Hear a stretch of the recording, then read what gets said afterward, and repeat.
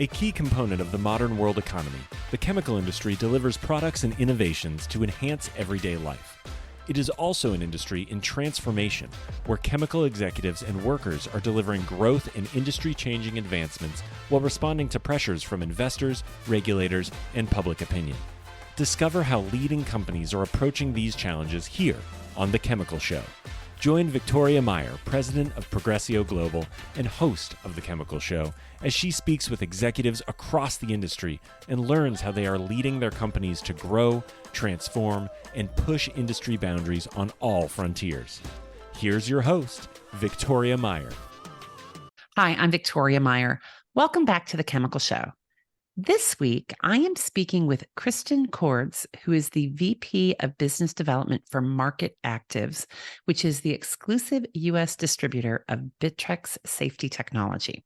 She is actively involved in product safety, regulatory compliance, and managing high-value customer relationships. Kristin is a certified product safety professional and is an active participant in various industry organizations, including ACI and the National Poison Prevention Week Council. So we are going to learn a bit about Bitrex and product safety and some other great things. Kristin, welcome to The Chemical Show. Well, thank you for having me, Victoria. I'm very excited to be here.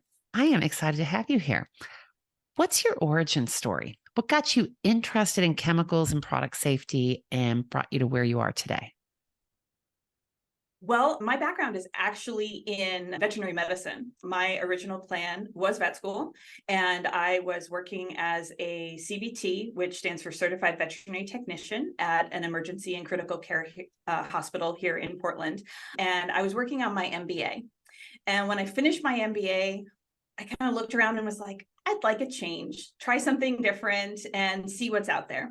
And so I happened to answer a chemical concepts ad for a part-time office manager job.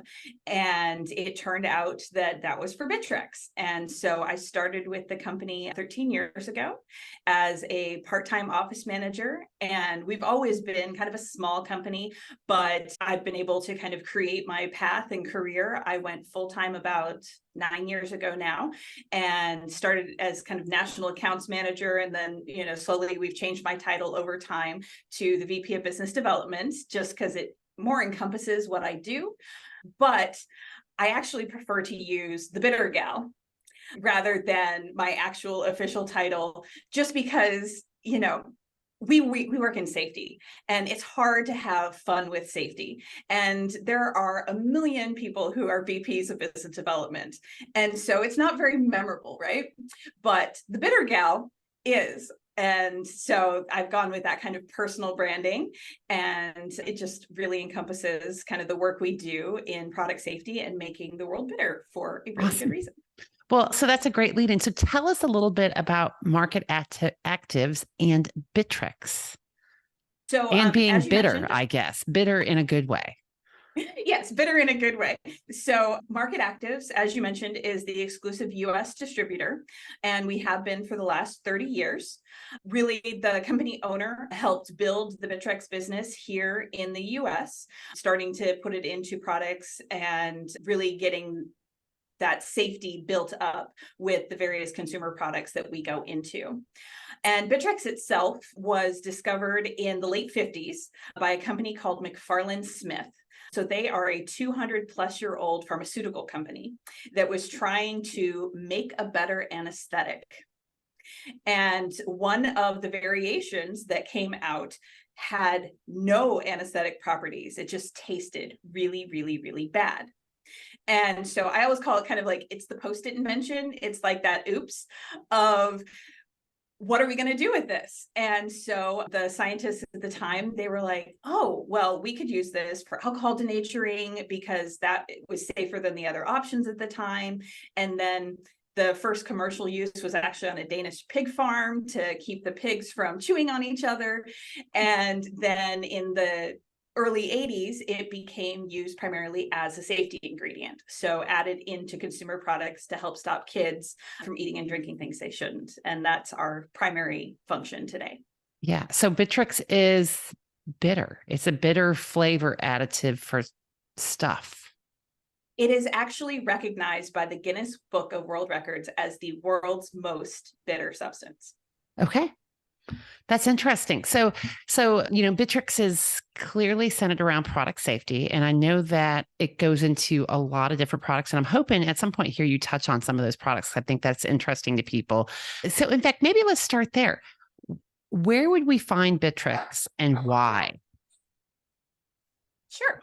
So Bitrex goes into so many different products, anything from laundry detergent, nail polish remover, antifreeze, coin cell batteries, no-chew sprays for animals, all sorts of different things like nail polish remover because it's pretty colored. So anything that a child might see as something that either resembles food or products. There's a number of products like reed diffusers in your house. Those liquids are scented and they smell good. And sometimes they smell like food. So anything that may look or smell like food or be attractive colors like the bright pinks and things, or even like antifreeze. We know ethylene glycol itself as a chemical is sweet by nature, and it's that pretty bright green color. And kids, if they don't know better, or they happen to see it in a container that's not its original packaging, which obviously we don't want that, but Bitrex is really in there to be that last line of defense. So when it is in use, or the packaging is open, and so you don't have all those other protections, that you have something that when the child gets it in their mouth, they will spit it back out. Okay. So it is really about don't eat the pretty stuff that you're not supposed to be eating. Basically. Awesome. It's actually, it works on our natural instinct. It's a natural instinct for humans that bitter is bad. So like you go out in nature and you pick a berry, you put it in your mouth and it has that really bitter taste, you automatically spit it out. This works on that exact same instinct. Interesting. And so That's they really get cool. it in their mouth, tastes so bad, spit it out. That's really cool. That is very cool. Yeah. So obviously the Bitrex story is really centered around product safety. And I know that's a passion area for you. Why is product safety important? Well, product safety is important because everyone deserves to have safe products in their home. Companies don't intentionally in any way make products that are harmful, but there are always hazards and risks associated with things that you can't always design out of a product. So, products are designed with risk assessments and formulations to make them as safe as possible, but you can only go so far and still have that product do what it is intended to do. And so that's really where Bitrex comes in, and it helps add an additional layer of safety on top of all those other layers that then works together to then provide the consumer with the safest product possible. Yeah. So you're really in a very consumer-centric business, and really, I guess, people-centric, really centered around how people use products safely and unsafely. The benefits and the impacts are ultimately felt by the individuals, but obviously working with many of the major consumer brands to help make their products effective. And yet Bitrex, surprisingly, is not really a household name. I guess, a couple questions on this is, one is just where do you gain these consumer insights? Because you're obviously working to create a solution to a problem that maybe nobody ever anticipated, right? The consumer products companies wouldn't necessarily anticipate, let's take Tide Pods, for example. Who would have ever thought consuming a Tide Pod would be a good idea? And yet there was this whole phenomena for a few years where people thought it was funny. How do you start figuring out what your applications are and what the consumer and the consumer products companies really need? Well, that's actually one of the reasons why we stay so engaged with the trade associations like ACI, as you mentioned. We're also members of ICFSO, the International Consumer Product Health and Safety Organization, which is an organization that basically gathers product safety professionals to basically elevate product safety, share best practices, and really look at how we can help make products safer. Yeah. The tagline of making sure stupid tastes bitter actually came out of the Tide Pod Challenge, which yes, no one was hoping was there, but there was kind of the added benefit of through the ASTM standards process, there is actually a bitterant included in that film. And if you watch those challenges of people trying the Tide Pods, which I have, many of them, you can actually watch them put it in their mouth, start to make that bitter face because they taste the Bitrex in the film, but then they want their 15 minutes of social media fame and they bite it anyway, which kind of comes down to how do you prevent against intentional ingestion versus accidental ingestion. And that's something that I feel almost any product safety person or company, that's something that we always come up against and have frequent discussions on, because it's really hard to stop or prevent intentional behavior. But we try and do everything we can to prevent the unintentional and the accidents. So anything that's that accidental ingestion because a child doesn't know better, or somebody accidentally left something in the wrong container or whatever it is. But it wasn't something, oh, I am going to do this because I want social media fame or whatever it is. Right. And so a lot of our insights come from both paying attention to what the NGOs are talking about and consumers. And so we do a lot of listening to what's being talked about, as well as then what we hear from the trade associations and at ICFSO and all of those kind of things. Yeah. And I know it's interesting. You talk about the accidental ingestion, because obviously that's where the work is really done, because again, it's hard to prevent when somebody's willingly doing something that they know they shouldn't do. That makes no logical sense, but it's, I don't know, it makes for a good 15 minutes of fame. And I know ACI and that you guys are quite active in is really talking about keeping products in their packaging, right? So I know there's this whole Instagram and Pinterest trend to make your laundry room look really pretty and load everything into pretty containers. And as we know, kids especially, they don't discern safety. If it's there in front of them, oh, that looks like candy. Oh, it's not candy. Right. Yeah. And things like safe storage, those are always one of those challenges. And that is definitely a trend that we would all like to see go away. But I think one of the things that trend exemplifies is the fact that people assume a certain level of safety in their products, which is there. But at the same time, they don't realize that some of those layers of the safety that come in those products comes in the packaging that those products come in.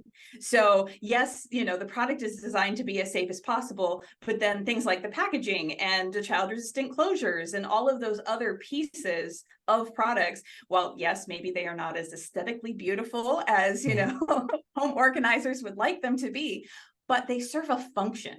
And it's that kind of disconnect in realizing that there is a function beyond this is how I buy it on the shelf and this is how the company that made it shipped it to me, but that it actually does a job. Right. Interesting. So, we could talk a lot about that, but we're going to park that one. Bitrex is, again, as we talked about, it's a product that many people don't know. It is a small but critical part of the final product in use. And I think what's interesting is, commoditization and replication are always a risk, especially when, products that have been on the market for decades, such as Bitrex has, and they're products that are not easily recognizable. The function is there, but the recognition of the function is not there from a consumer perspective. How do you guys work against commoditization and really ensuring that you're getting the value for the work that you've done, and that Bitrex is really seen as a premium additive to these many consumer products? That's a great question. To kind of start with your first point about, consumers not really knowing the Bitrex name, I kind of relate it to my work from emergency medicine. One of the things that we would say in that is, the ER is there when something goes wrong, and you're really glad that we're there to help in the situation, but you'd rather not need us. And in some ways, I think Bitrex is very similar in we are kind of that last line of defense. We work with companies so that they really build the safety into the DNA of their product. And in that, with the messaging and all of the other pieces, it hopefully never gets to the point that a child is putting it in their mouth and needing to then have the Bitrex work for them to spit it out, but it is there if it's needed. And so there are companies that use the Bitrex logo on their products and talk about it in their marketing resources and really communicate that added layer of safety to their consumers. But safety is always one of those topics that's a little challenging to talk about sometimes, and people shy away from it a bit just because people don't want to think about, what could go wrong. Right. And when you talk about safety or think about the safety of a product, you do have to take that moment and think about what could go wrong. And as you said a little while ago, with the consumer brands maybe not recognizing what a consumer might do, we really need to kind of look at those pieces. So one of our jobs is to, as we're looking at new products coming into the market or potential new products or changes in the categories, particularly like with sustainability things that are coming in and formulas are getting more concentrated, we're taking the water out of products, that's going to change that hazard profile of the product that the customer interacts with. And so do we need to think about the safety of that product in a different way that maybe wasn't necessary when it was, a larger bottle with lots of extra water and things like that. And so that's really kind of that piece of, we want to be there, and we would, recognition by the consumers is fantastic because then they're looking for safety, they're aware of it. But, especially in today's world, people have so many things to think about that, that's just one more piece that just isn't really prioritized on the plate of things they want to think about. So a lot of times while yes, we are a brand that benefits people and consumers at the end, we really work with the brand manufacturers to help them really build it into their products, put the safest product they can on the market, and then help them with their messaging so that if there is a consumer that's a little more engaged, wants to really kind of dig deeper into, what is really in my product, and, the transparency trends that are happening today, I think are just making a lot more consumers aware and interested in kind of that understanding piece, where they can really get to a place where they're like, oh, there is this added safety feature, and that's going to influence the products I choose to buy, knowing that that's there, because then I know I'm making the best choice I can for my family. Yeah, interesting. So, I know that, you're obviously US based, but Bitrex is sold globally. I guess the question I have is really around product safety standards, maybe around the world. So I think about products that are meant to be sold and manufactured, let's just say in North America or in Europe. We understand, we accept, we have expectations around the safety profiles of them because of, EPA, FDA, pick your acronym, all these groups that put some rules and regs around it. Is there a concern that you've seen around products coming in from other parts of the world that people then start using that maybe don't have the same safety standards? Or do you feel like that we're getting to a place where there's kind of parity on a lot of this? I feel there is a lot of parities that one sees. There's a lot that, as you noted, happens in the US and the EU, but because a lot of companies are also global companies and they're manufacturing globally, I've noticed that a lot of companies will manufacture the same formulation type of product with the same features in other places. There are certain regions where even just the idea of product safety, the discussion of product safety just doesn't happen on the same level. And it's just kind of as a, society in that region, that just hasn't become something that, has become a forefront topic. But I think there's a lot of kind of overflow of what happens, particularly in Europe and in the US, that then expands into the other countries and then is adopted by those other countries, because everybody wants to make sure that, you know, their citizens and their people are as safe as possible. And as Bitrex is that global brand, Bitrex works with a distributor model. So there is a home office based in Edinburgh, Scotland, and then they have a number of exclusive distributors like us around the world. One of the benefits that we bring in through the Bitrex process is our Bitrex certification testing, where we help companies actually figure out what the minimally aversive level is in their product, which is a very long way of saying we help them figure out the lowest possible level that is still effective to make their product taste bad and get a child to spit it out. Yeah. Makes sense. And I would imagine, or maybe you tell me, there's a certain amount of formulation work that needs to happen to ensure that the Bitrex, that as it gets added in, is not changing the effectiveness of the formula, that it works, that the product works the way that people intended it to. Yes. Yeah. I mean, that's one of the things we're always looking at with the certification process. One, we're helping companies add it into their product, making sure they're using the right preparation and have the right ppm level, because Bitrex is used in parts per million, because it's being that it's the world's most bitter substance. It has very, very low levels that are effective to have that aversive effect. And so we do the taste testing on the least sensitive population, which is adult males, so that children. There's a joke to be had about that, by the way, but okay, keep going. So that children who happen to be the most sensitive population, that if it's moderately intolerable or worse to an adult, it's going to be absolutely intolerable to a child, who is the one you want to be spitting out the product. And so we're looking at those pieces, but then how do they fit it in their product? And we want to make sure that, okay, we give them a final number, but then we want to look at how is it in use? And is it something like, if it's a liquid that then goes into a different type of packaging, then we want to look at it, how the consumer, the end user, is going to interact with it. And is it still effective after it's gone through manufacturing, or all of those pieces?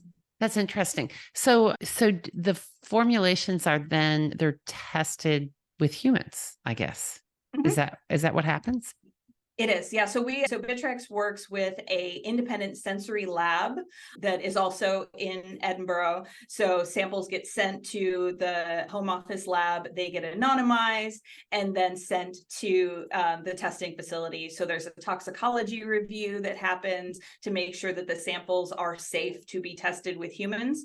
And the reason that we do the human taste testing is because a machine reading can't tell you the effectiveness of the aversive level. It can just tell you what the level is.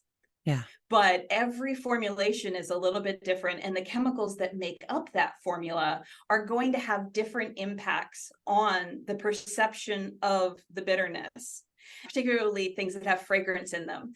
Different fragrance types and different fragrance loads can affect the perception of the bitterness. And so when you have a fragrance product, we actually test every single variation to make sure that it still works in each one. Yeah, that makes sense. Can we nominate people for the bitter taste testing, perhaps like as a punishment? Like you get a trip to Edinburgh and you have to taste test bitter things? No. Okay, well, good try. Mainly because there's people that actually they're trained to do this. Yeah. Trained, what do these different tolerability levels mean? And I'm not sure that many people want to sign up for that, but we appreciate those that do that, because it's so vital for what we do, and just that value add for what the Bitrex certification brings to a product. Yeah. But we do have a way for people to try the Bitrex.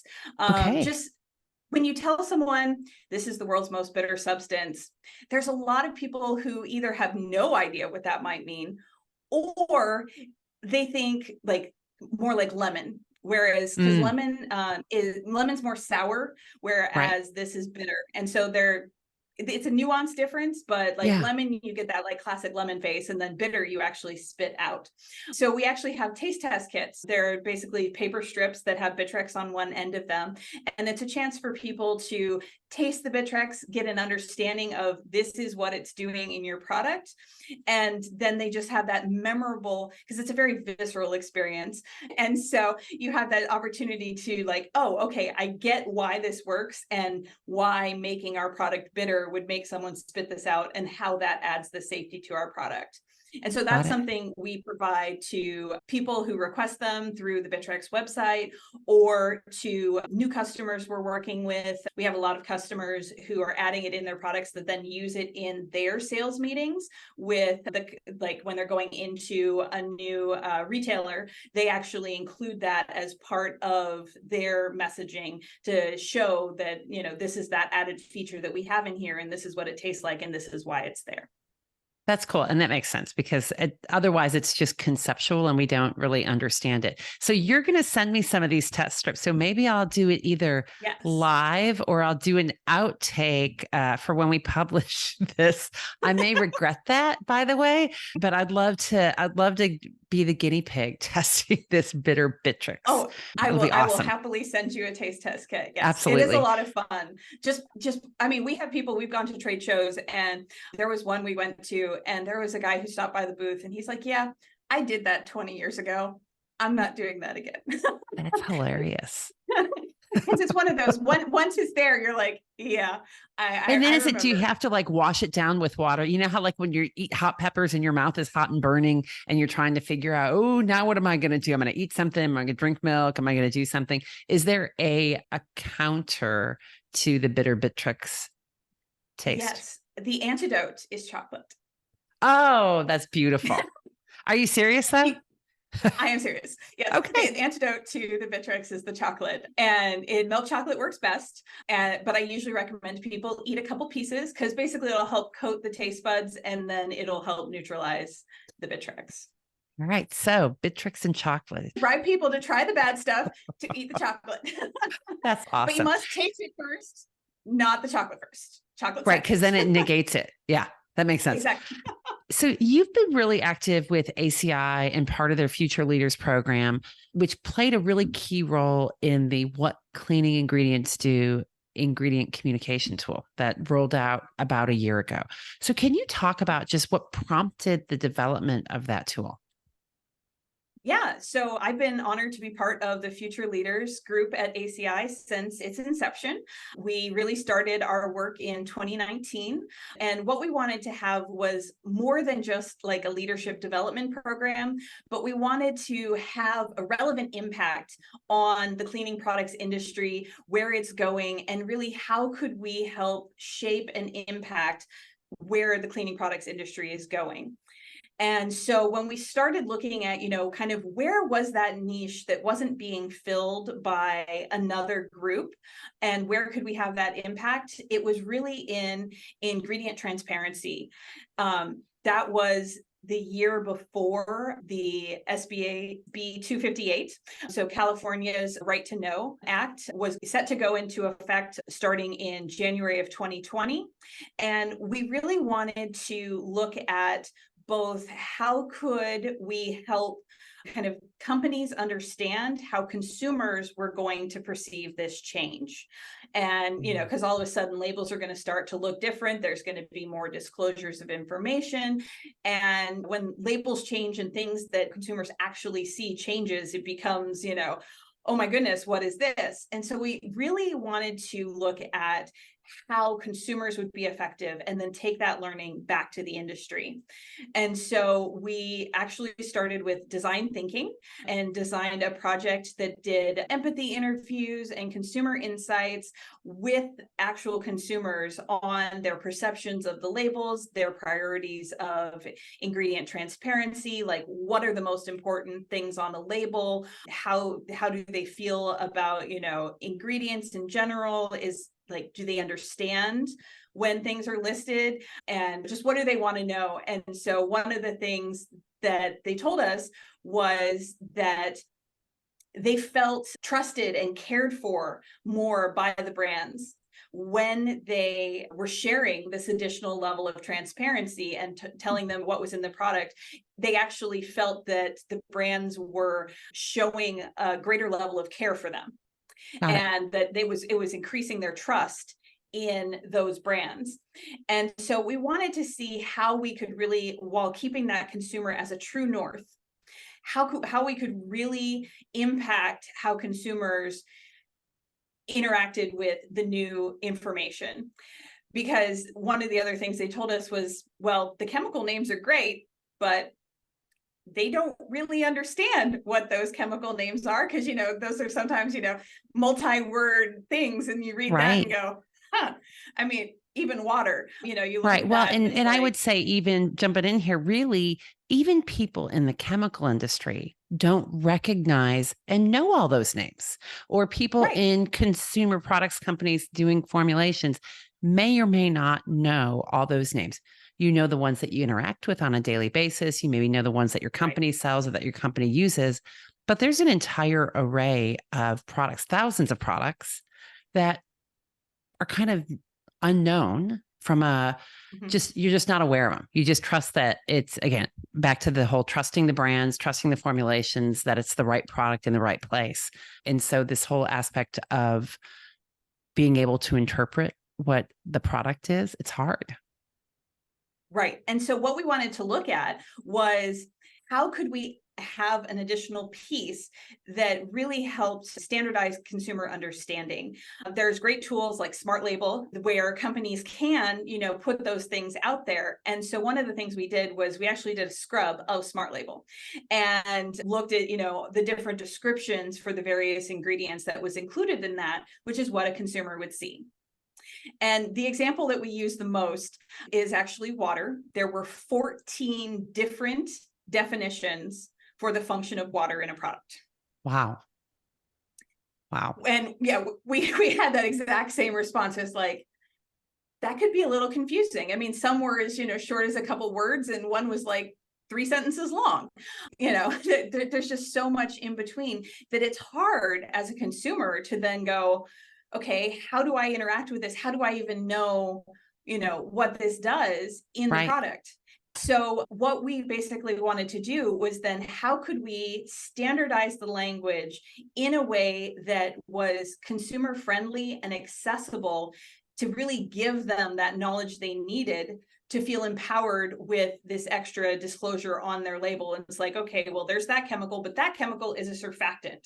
And then having a standardized definition of what is a surfactant, or what is a defoamer, or, all the different pieces that are part of the formulation. And so again, using consumer research, we took that list of chemicals, and we had a technical team with member companies of ACI volunteering their technical people to kind of clean up the list. Yeah. And is this targeting, like, when you think about it's targeting 8th grade knowledge, or because it's targeting the average individual? It is. We tried to aim for being generally consumer understandable, which there's reports of sometimes that's 3rd grade, sometimes that's 8th grade, and somewhere in between. But one of the things we did with that was, so we got down to a list of 42. So there are 42 consumer functions, and those are the 42 groups of the functions that are in cleaning products. And then it got turned into a web-based tool. Is that right?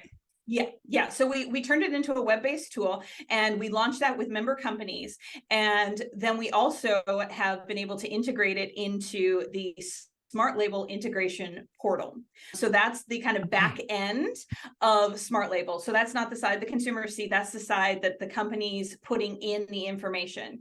Yeah. And so what we're working on, and we've gotten commitments from member companies within ACI to start incorporating this language, and when they're putting in the function language into Smart Label, or using on their website disclosures, or anywhere that they're talking about ingredients, to really use this standardized language, so that when a consumer picks up product A and product B, and they're trying to look at the differences, if one says it has a surfactant and the other one says a surfactant, they both describe it as the same way. Or if they both so have, kind of demystifying and standardizing. Yeah. Because, consumers, and NGOs and regulators, everyone keeps saying, well, we don't have enough information. We need more information. But at a certain point, more information is just more information. We're living in a world of information overload. We don't need more information. We need the right information. Well, the right information, and even the right information presented in a way that is understandable. Yeah. And so it's really that consumer understanding piece that we were really focusing on, because we wanted consumers to have that empowerment of like, okay, I know what this does in my product. Or if they like, okay, I don't remember what that is, they look it up, they're like, okay, I understand that. And then I can decide, okay, I understand what's in my products, and I'm okay bringing this into my home for whatever product they're choosing. Well, and it obviously ties back very well into the rest of the work that you're doing from a product safety advocacy perspective. Tell us what's next for you and for market actives and for Bitrex. What should we be looking forward to over the coming 6 to 12 months? The biggest area that I think we're going to be playing more in and doing more work in is related to, as products change in their format and their sustainability, and really they change those formats. I think there's going to be a lot of kind of overlap with relooking at the safety profiles of products and how do we help with that. With sustainability and new green products, obviously formulas are going to change. So having Bitrex ready for the next change is important. Exactly. Awesome. This has been a great conversation. I have really enjoyed learning more about you, Kristin, and Bitrex, and thank you for joining us today on The Chemical Show. Well, this was so much fun, and I am so glad you invited me, Victoria, and I can't wait for everything that comes next. Awesome. Well, and thanks everyone for listening today. Keep listening, keep following, keep sharing, and we'll talk to you again soon. We've come to the end of today's podcast. We hope you enjoyed your time with us and want to learn more. Simply visit thechemicalshow.com for additional information and helpful resources. Join us again next time here on The Chemical Show with Victoria Meyer.